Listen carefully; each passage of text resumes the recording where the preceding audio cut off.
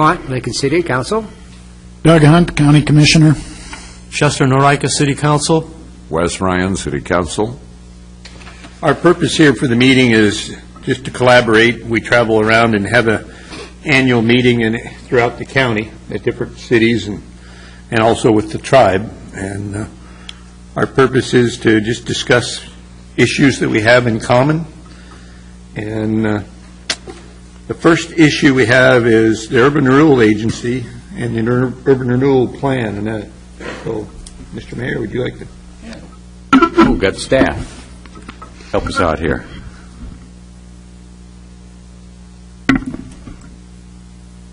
Good evening.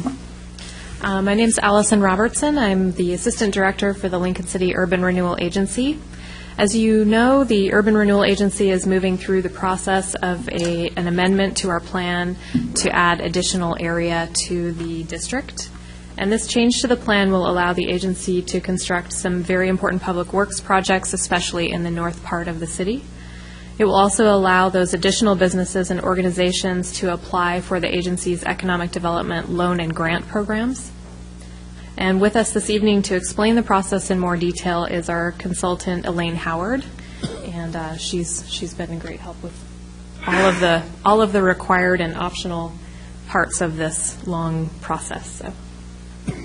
Good evening. I'm Elaine Howard. I've met in front of both of you groups at different times, the agency just a couple of weeks ago, and then the County Commission. In February, we met with you to talk about this process. So this is a substantial amendment to amend the Urban Renewal Plan, but all it's really doing is implementing what we talked to you about last February, which is extending the duration of the Urban Renewal Plan and doing the under levy so that the Urban Renewal Agency takes 20% of the tax increment over that time period. The remaining 80% will be released to the taxing jurisdictions. To be able to do the projects that were identified when we talked to you last February, we needed to take in some new property into the area to allow for those lift stations that we talked to you about to be upgraded. And at the time that the agency was looking at bringing in those lift stations, they looked at any other properties within the urban renewal area that should be added in at the same time, as long as you were doing a substantial amendment. So the other properties that were added in are all properties that either have in the past asked to be included so that they could use redevelopment loans or the energy efficiency loan program, or properties that the agency staff thought might be opportune to allow them to use those programs. So it's a substantial amendment because it adds over 1% of the original acreage in an urban renewal area, and that's required by statute. This adds 34.51 acres, 29.19 of those in parcels, and the rest in right-of-way. It still meets the statutory requirements of only having less than 25% of your total acreage and total assessed value in urban renewal. We sent a letter to the county and to all the other taxing jurisdictions as required by statute to just let you know the city's doing this substantial amendment. In that letter, it lists the projects being done, and those projects are the same as we talked to you about last February. The only change is because we're adding in this additional property, it will increase the frozen base in the urban renewal area, and it will change a very minor amount the increment that comes in off of that frozen base. So in the letter that we sent to the taxing jurisdictions, we had a table that showed what those projected increases would be of the additional property. So that's the only thing that's different from when we talked to you last February. So in the first year, that difference is $1,221 that gets shared among all of the different taxing jurisdictions. So again, it's a very small amount to everyone.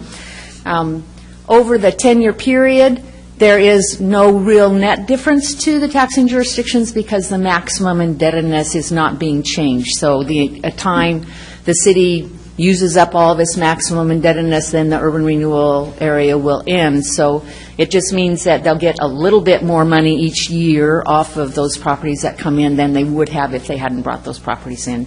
So that's really the only change in what was presented to you in February, and this is just the implementation of that. As part of a substantial amendment, the city is required to brief the county And so this is that required briefing. And if you have any questions on this, the staff or I would be very happy to answer those. You don't need to vote on it. It's not a required part of the procedure. The next steps in this are August 11th. It goes to the City Council for their vote. There'll be notice to all of the citizens in Lincoln City as required, a super notice before that date. There'll be a hearing on the August 11th date, so anybody who wants to come in and testify may, and then City Council is scheduled to vote on this on August 25th. Any questions? I don't have any. I think it's pretty clearly laid out for us, and appreciate the update. Wish you well on the projects. I have a question. Excuse me. For clarification, you mentioned earlier in your comments about allocations of the different types of properties as far as zoning within the urban renewal, something about 25%. Could you clarify that for me? Yes. Cities that have populations under 50,000 may have up to 25% of their total acreage in urban renewal and may have up to 25% of their total assessed value in urban renewal. So whenever we do an amendment... That would be within the city limits. That's right. But That's right. Within the city limits, okay, That's but right. not in So here. we just have to always make sure when you add property that you still don't exceed those limitations. Okay. Thank you. Yep. Seeing no other questions? Ben, thank you. Thank you. Consider yourself briefed, huh? Consider ourselves Siri. briefed. Roads in annexation update.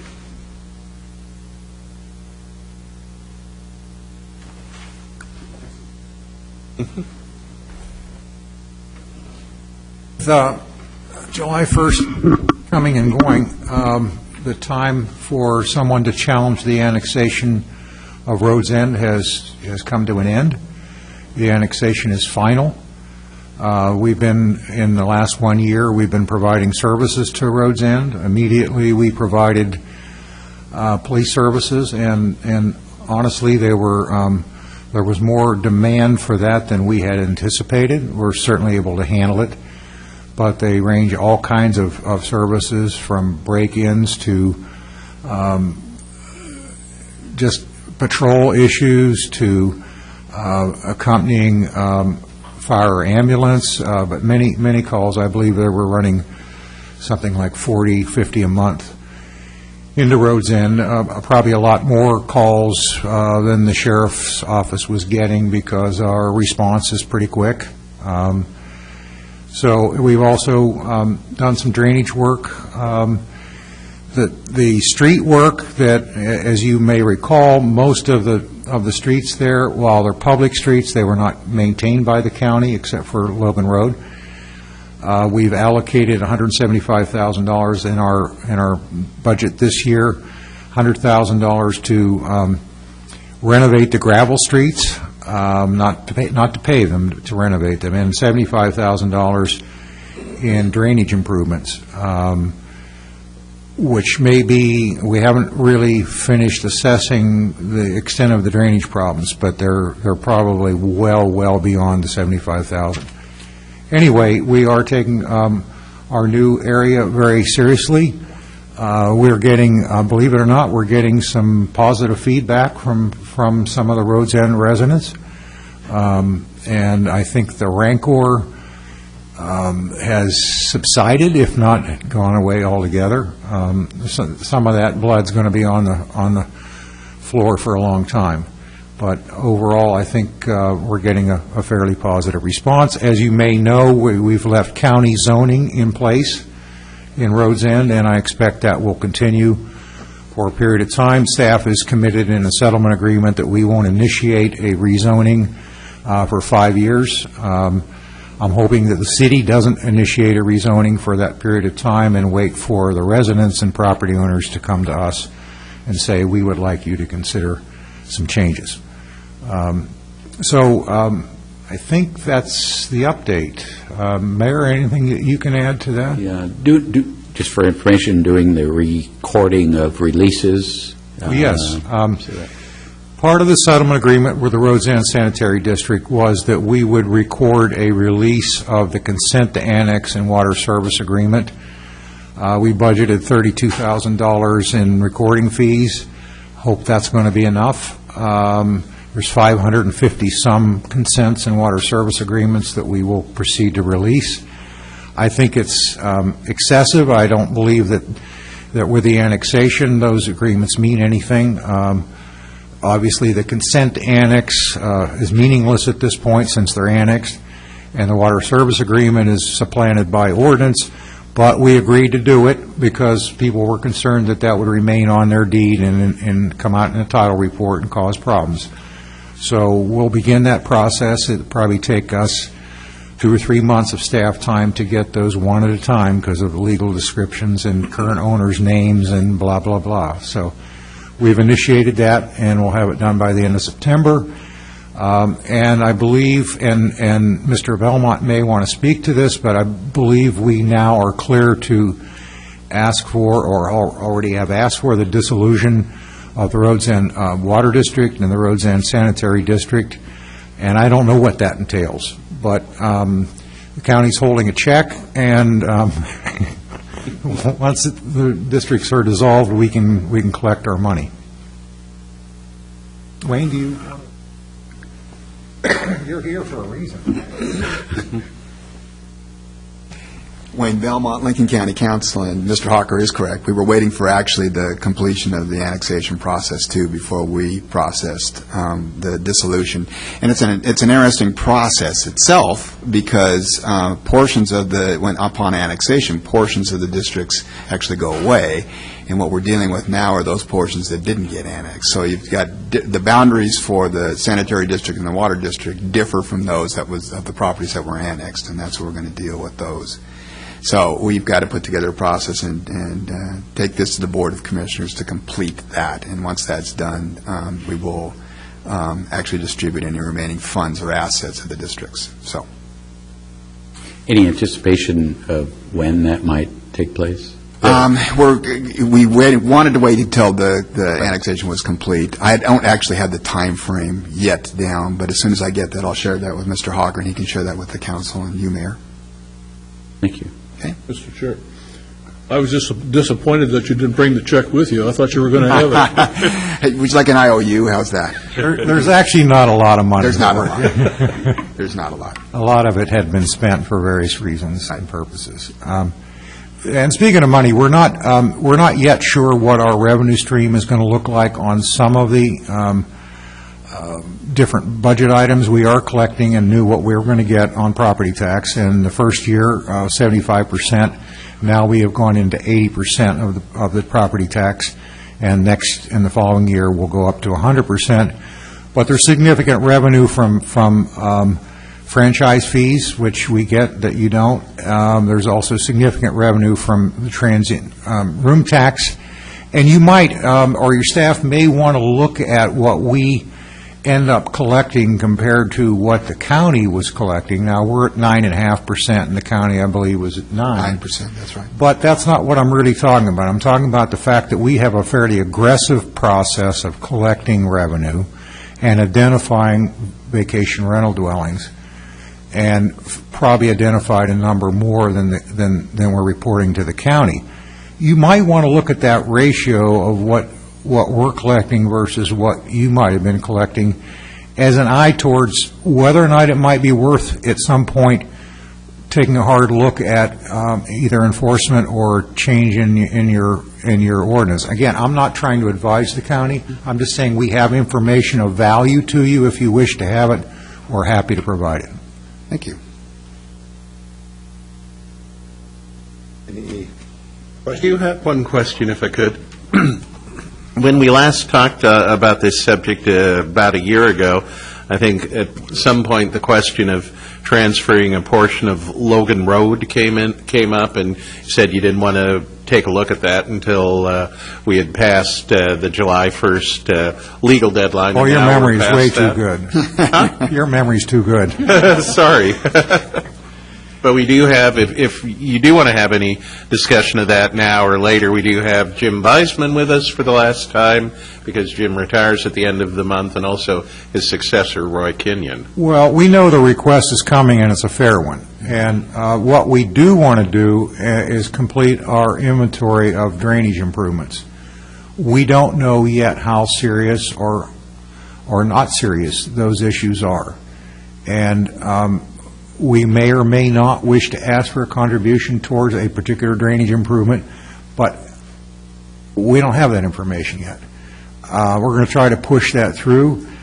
I can tell you that we budgeted for more capital projects this year than our staff can handle, and we're scrambling. And so we'll get to it as soon as we can. But certainly, I think the city will be receptive to taking over the maintenance of that. I believe it was paved fairly recently, and therefore the only issue should be if there's particular drainage issues affecting Logan Road.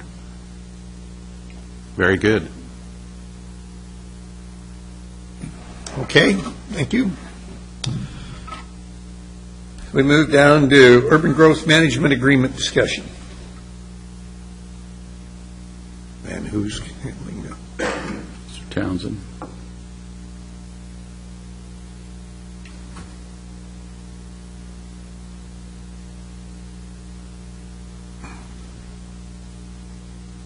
Evening, I'm Richard Townsend, Lincoln City Planning Community Development Director. Passing out to you a draft urban growth management agreement that city staff has drafted, and it's a very preliminary draft provided to staff. I don't expect you to read it tonight, but I just want you to be aware of it. These are ordinarily required by the Department of Land Conservation and Development with the purpose of fostering coordination and land use planning within the urban growth area, the urban growth area being the area between the city limits and the urban growth boundary. So it foster coordination on land use planning and defining responsibilities for actions within the urban growth area. We are, as I said, we've got a very preliminary draft we provided for you, and we're working on refining it now. Provides that the county and the city will exchange available information on things like economic development, building activity, population trends, planned transportation improvements, and so on. Also defines sets of actions that the county and the city are responsible for taking. In both cases, we provide notice to each other of comprehensive plan amendments, major improvement projects, information on special districts, actions affecting Devil's Lake, land use actions, and so on. I should also point out that this is very similar to one that the county has with the city of Toledo. There isn't very much that's different from that. Obviously, Toledo doesn't have Devil's Lake, but we do. But it's as I say, it's very similar to what's already in place with Toledo.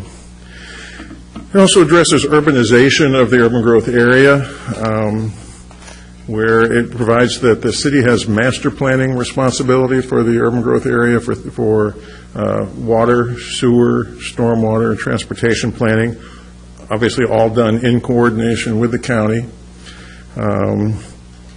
Provides that urbanizable land can be converted to urban uses only if the city determines that urban services are or will be available.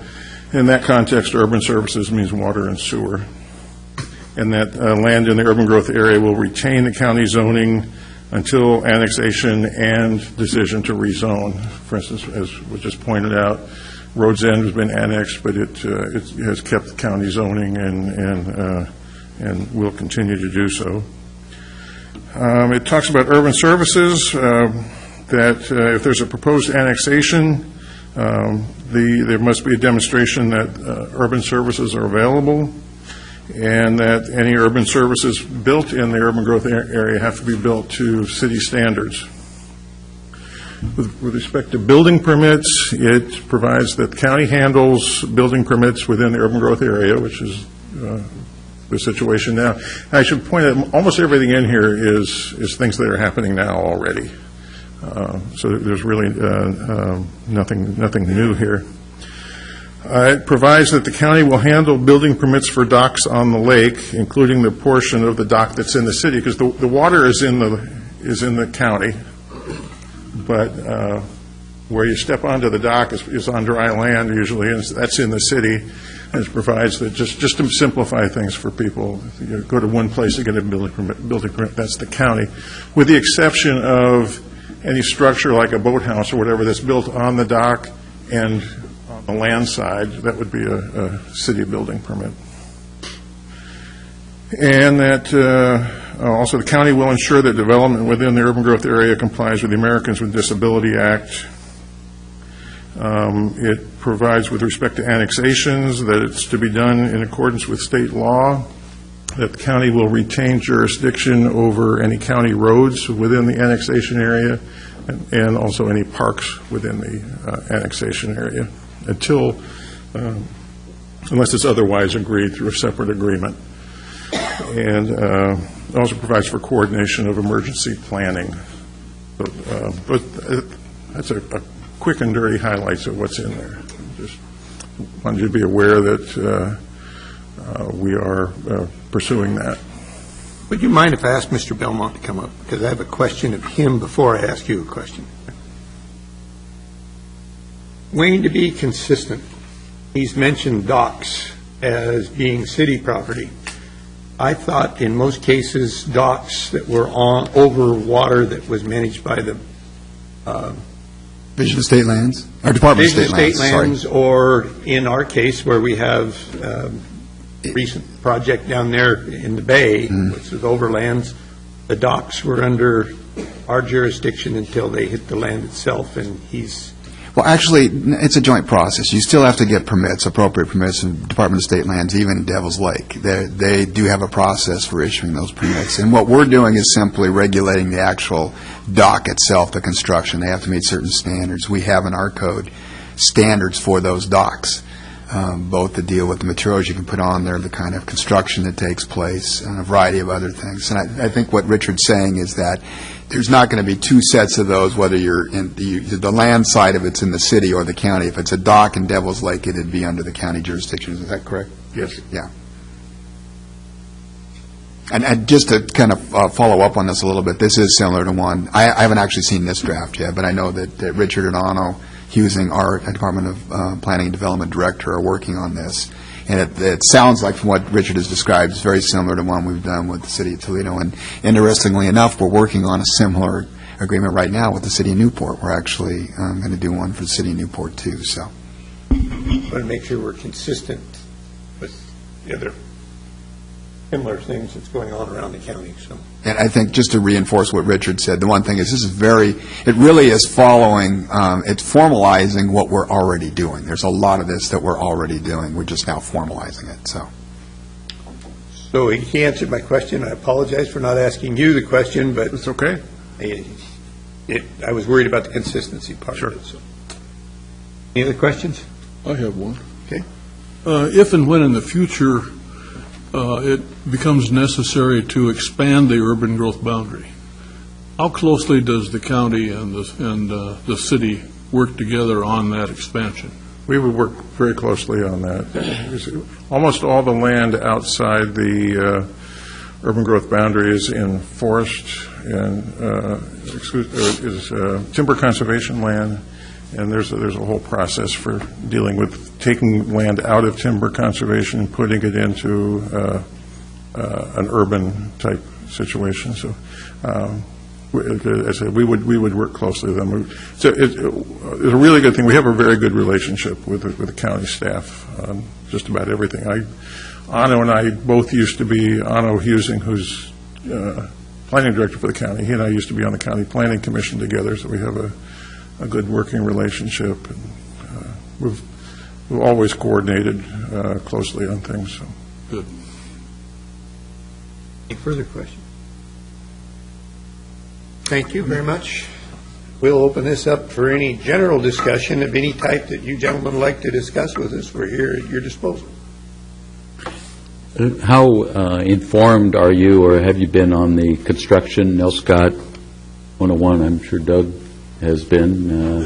Well, how informed? Well, I had a conversation with Amy Ramsdell, project manager, today, yesterday, a couple last week. I have had several conversations about the issues there. I know there were some concerns about ADA, and I believe the ODOT reacted fairly quickly. May not have been a perfect fix, but tried to address the issue and at least provide the people that needed that capability to be able to get through the project. And I know they've removed the concrete barriers that were quite an issue. And when I was talking with Amy today, I'm not sure, but I think they're going to change the way they're stopping traffic to make traffic stoppages less frequently in view of the construction trucks and things like that. So it's a project that has a lot of attention of ODOT, and again, one I've had several conversations with ODOT about, and doing the best we can, or they're doing the best they can to address a variety of issues and try to keep traffic flowing as much as possible during a very busy summer. Well, and you're right up to speed. I think we've been very pleased with ODOT and the contractors and everything. They've been very responsive. So my only fear is that you'll be hearing stuff from consumers and, to try to keep you up to date. Appreciate that. It is heavy traffic, obviously, and people get impatient. We haven't brought out the clowns or the juggling acts or anything while they're slowly moving through, but it is moving and moving well. The ODOT really has been very responsive. So I might take a moment and recognize Barb Jenkins at the Christmas Cottage. I've had some opportunities to talk with her. She and I are both Rotarians, and I know she has been a great asset, I think, for the city, and working with the other merchants down there to build some cooperation and understanding that, again, it may not be an ideal situation, but it is temporary, and in the long run there'll be some needed improvements. So I know Barb's been a big advocate and supporter, and I appreciate that. She has been. The other thing, not connected with this project, but highways, and that we should all benefit in the county is, ODOT installed traffic counters north and south of Lincoln City, and they're operational. We've been getting the first month or so of feed off it, and as it builds more content, we'll have a lot more information of folks coming to town, coming from the north and leaving from the south, and just a lot of impact of traffic and how it's impacted, whether it's weather or events. So I offer that as information. And I think it also has, if not the only, bike counter as well on the coast. So one of those little perks that ODOT shipped to us. So.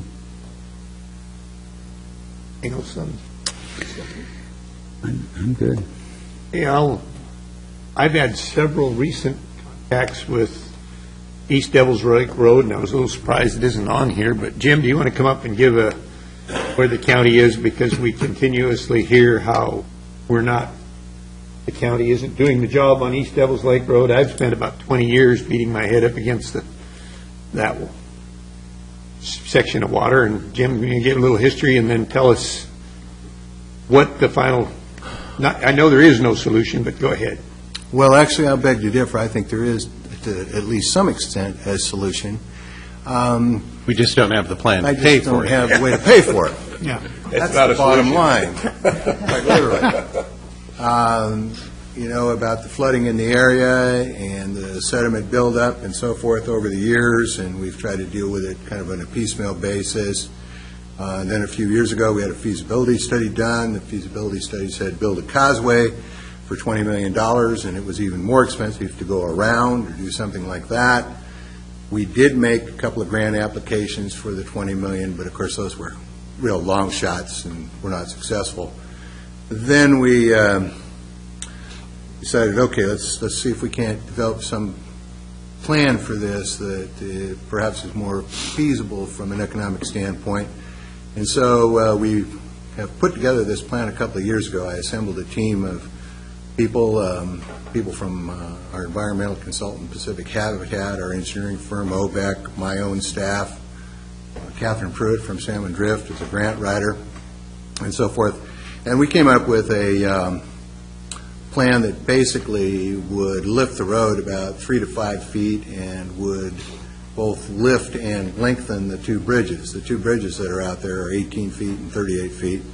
And we would not only raise them, but we would also lengthen them out to 60 feet, get a better hydraulic section under both of them, that kind of thing.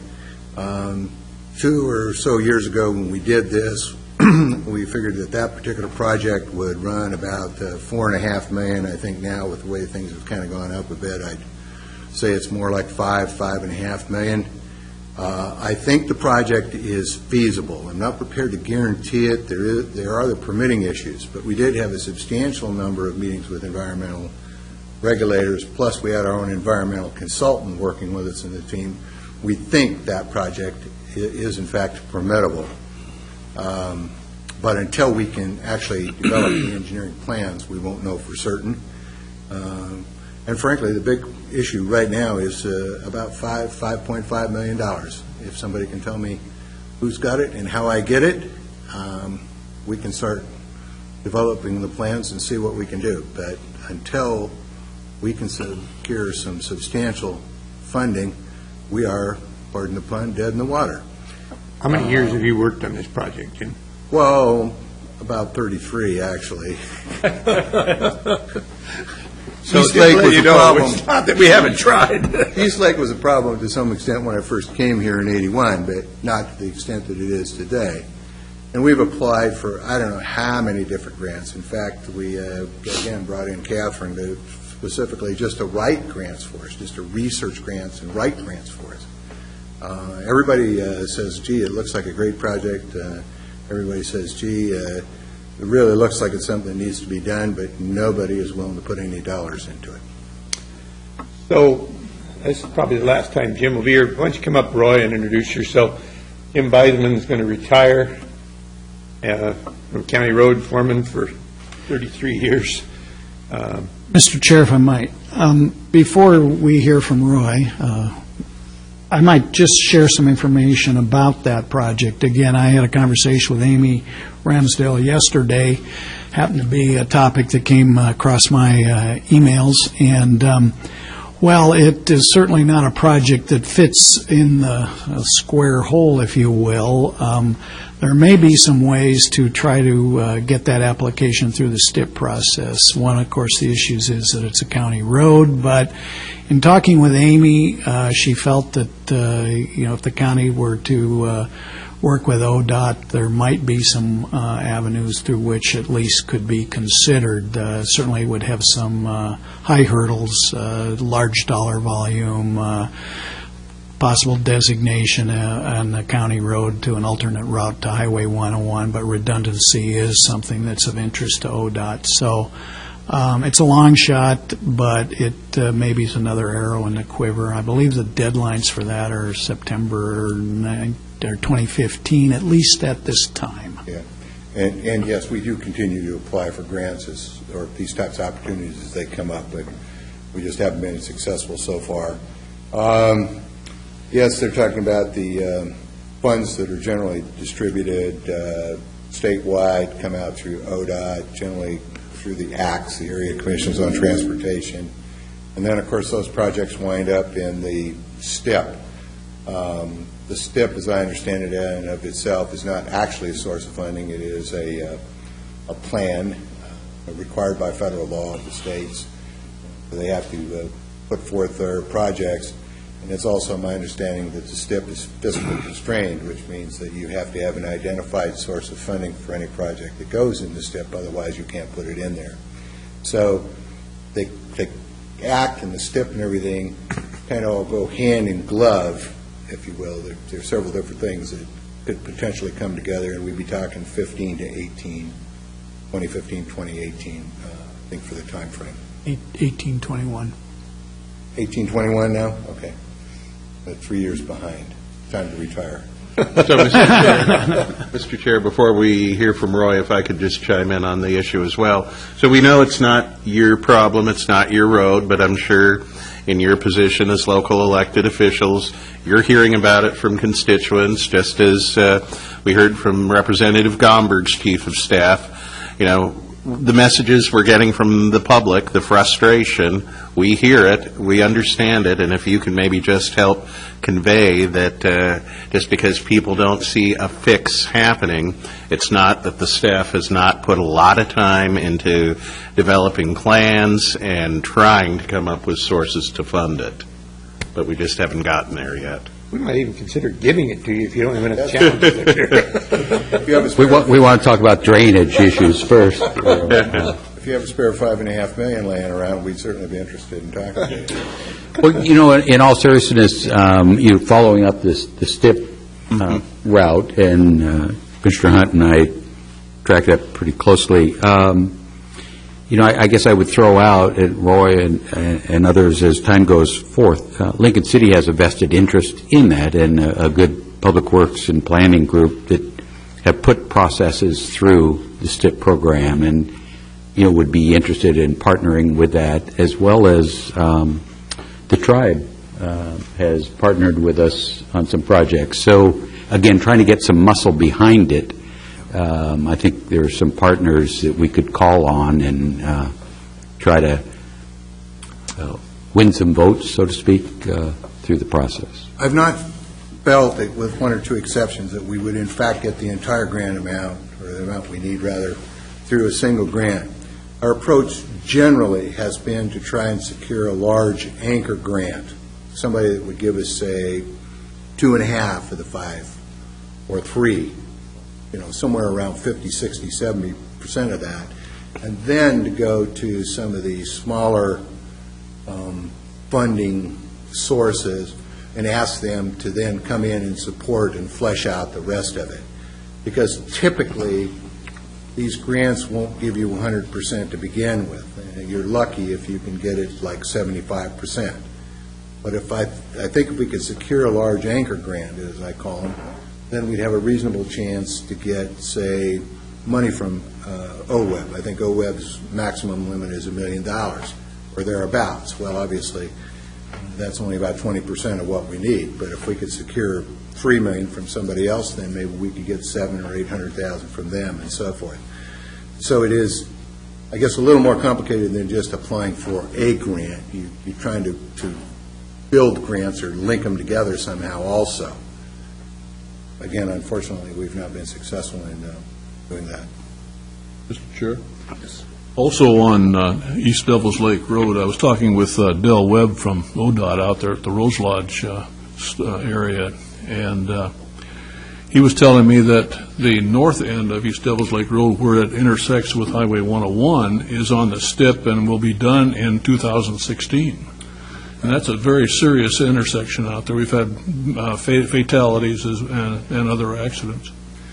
Yes, Councilor Sprague, I believe that is in fact correct. Correct. It is a county-state intersection, the state being the superior jurisdiction. They are in fact doing the project. We have, of course, been in consultation with them, but they are in the process of completely redoing the north-east lake intersection, 101 intersection.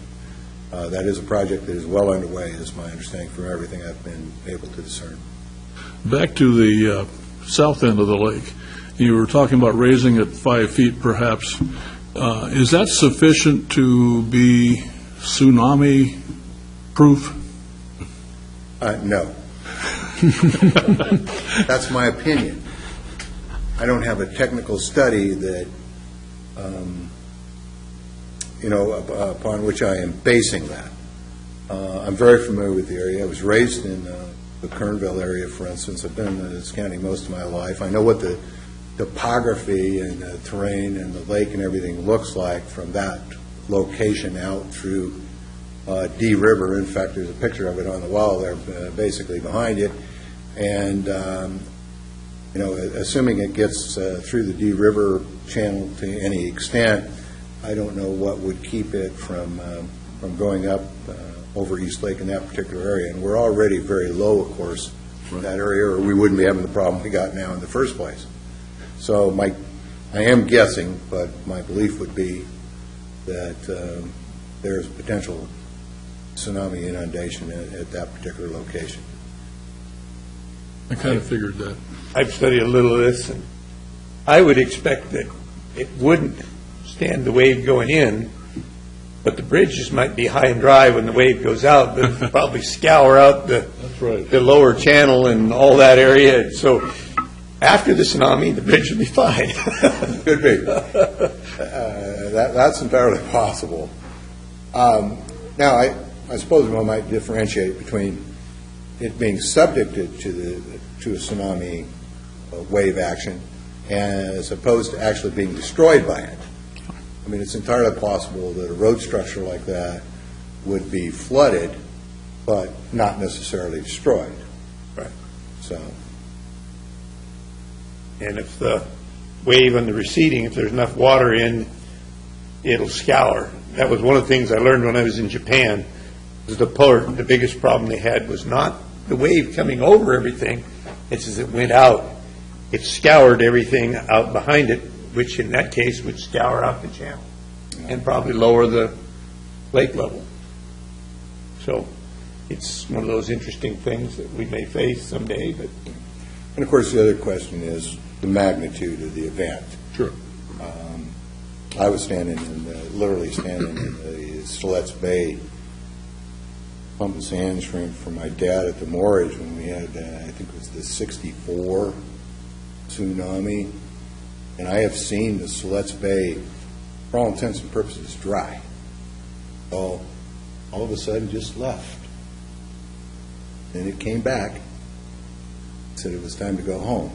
But there wasn't that much of a, there's no wall of water or anything. It was just go and then rise, and it was dramatic, but not, like I say, a wall of water or something like that, no wave per se. any other subject? Oh, good. Just while we're on the subject of roads, let's go back to the north end of the county again on Highway 101. Another STIP project is the intersection in Yatsu where you've got the hill and poor visibility. So there are both those intersections are in the queue to be addressed and improved. So, is the area from Niatsu over to the intersection, is it on any project plan to widen that and improve that section of the road? Clarify your section of the road. The Niatsu project will From go. Niatsu, will it go clear to the? No, go the other direction, back toward Lincoln City. Lincoln City. That's what I understand. How about from there back to the east? I don't believe so, but I don't know for a fact. I don't know the specifics. I haven't heard that portion of the road mentioned. I haven't either, but then I haven't seen anything recent either regarding the East Lake 101 intersection plan. I do know, of course, they're going to have to extend some distance in each direction, but at this point I do not know what the limits are. Well, I believe the East Devils Lake intersection is a fix-it project, and the Niatsu intersection is an enhanced project. So different criteria, but it's still part of the STIP process. Yes. Well, they'll all be improvements. Yep. Anything else? Mr. Chair. I was waiting to make sure that everybody was done. We've made them wait. Okay, Roy, you're the new Jim Beisman as of what date? August 1st. August 1st. Yeah. I'm Roy Kenyon. I'm the current road maintenance supervisor for Lincoln County.